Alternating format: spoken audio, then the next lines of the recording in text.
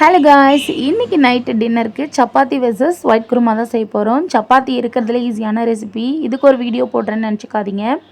நம்ம வந்து சப்பாத்தி மாவு பிசைகிற விதத்தில் தான் இருக்குது.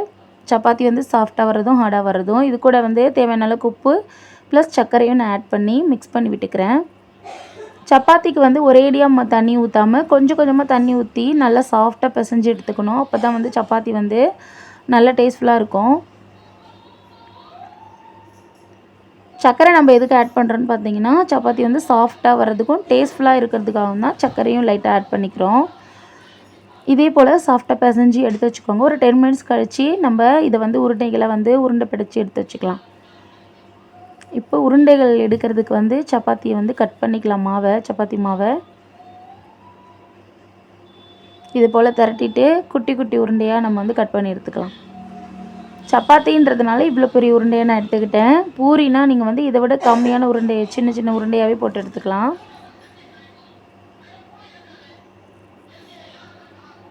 இதே போல் எல்லா உருண்டையும் போட்டு முடிச்சுட்டு ஒவ்வொரு சப்பாத்தியை நம்ம வந்து திரட்டி எடுத்துக்கோங்க. இது வந்து நீங்கள் வந்து சப்பாத்தி வந்து ஒவ்வொரு சப்பாத்தியை போட்டு நீங்கள் வந்து பேனில் போட்டு எடுத்தாலும் ஓகே தான். நான் வந்து குருமாக்கும் ரெடி பண்ணுற வேலை இருக்குன்றதுனால நான் எல்லா சப்பாத்தியும் மொத்தமாக உருட்டி எடுத்துக்க போகிறேன். இது போல் மொத்தமாக திரட்டி எடுத்துகிட்டு இப்போ தோசை தவாவில் போட்டு எடுத்துக்கலாம்.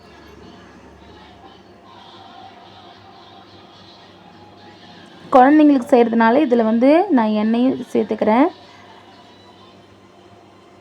எண்ணெய் சேர்க்காமலும் சப்பாத்தி போட்டு எடுத்துக்கலாம். குழந்தைங்களுக்கு சாஃப்டாக வேணுன்றதுனால நான் இன்றைக்கி எண்ணெய் சேர்த்துக்கிட்டேன்.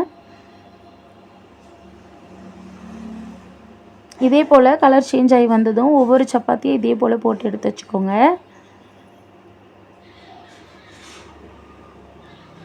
எங்கள் வீட்டு குட்டீஸ் வந்து பசி தாங்க மாட்டாங்க.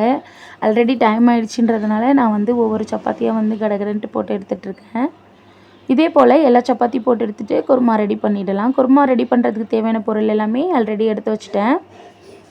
இப்போ குக்கர் சூடாகி வந்ததும் தேவையான அளவுக்கு எண்ணெய் ஊற்றிக்கோங்க.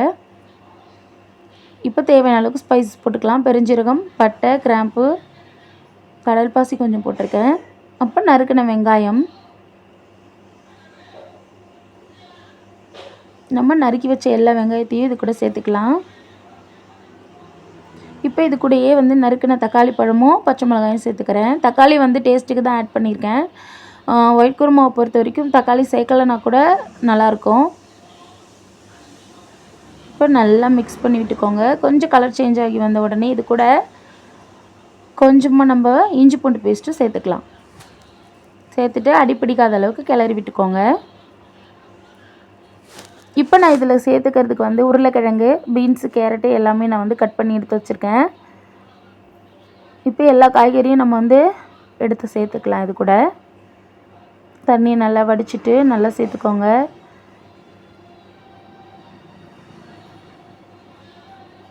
கேரட்டெல்லாம் வந்து எங்கள் பாட்டி வந்து என்ன பண்ணிட்டாங்கன்னா ரொம்ப மெல்லிசாக அரிஞ்சிட்டாங்க. நீங்கள் மீடியம் ஸ்டேஜ்லேயே அரிஞ்சிக்கோங்க, நல்லாயிருக்கும் சாப்பிட்றதுக்கு. இப்போ தேவையான அளவுக்கு தண்ணி ஊற்றிட்டு தேவையான அளவுக்கு உப்பு போட்டு நல்லா கரண்டி வச்சு கிளறி விட்டுக்கோங்க. கிளறிட்டு லிட்டை போட்டு க்ளோஸ் பண்ணிடலாம். குருமா வேணாமா? இந்த மேடம் வந்து எப்பயுமே வந்து பசி தாங்க மாட்டாங்க. ஸோ வந்து குருமா ரெடி பண்ணுறதுக்குள்ளே வந்து சாப்பாடு கேட்டதுனால இன்றைக்கி நான் பால் ஊற்றி தான் கொடுக்க போகிறேன் பாப்பாவுக்கு. சப்பாத்தியில் வந்து பால் ஊற்றி சாப்பிடும்போது வேறு லெவலாக இருக்கும். நீங்களும் இதே போல் செஞ்சு ட்ரை பண்ணி பாருங்கள். உங்களுக்கும் ரொம்பவே பிடிக்கும். உங்கள் வீட்டு குட்டீஸ்க்கும் பிடிக்கும். கொடுத்து பாருங்கள்.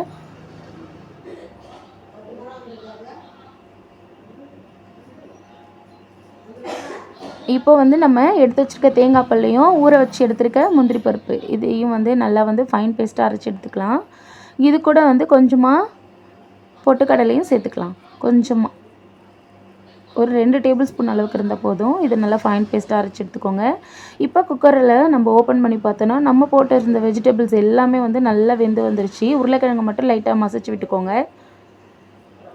இப்போ அரைச்சி வச்ச தேங்காய் முந்திரி விழுது இது வந்து இதில் கொட்டி நல்லா கிளறி விட்டுக்கோங்க. இது இருக்கிறதுலே ரொம்ப ரொம்ப சிம்பிளான ஒரு குருமா. நமக்கு வந்து உருளைக்கிழங்குலாம் இல்லைன்னா கூட வெறும் வெஜிடபிள்ஸை வச்சு கூட செஞ்சிடலாம்.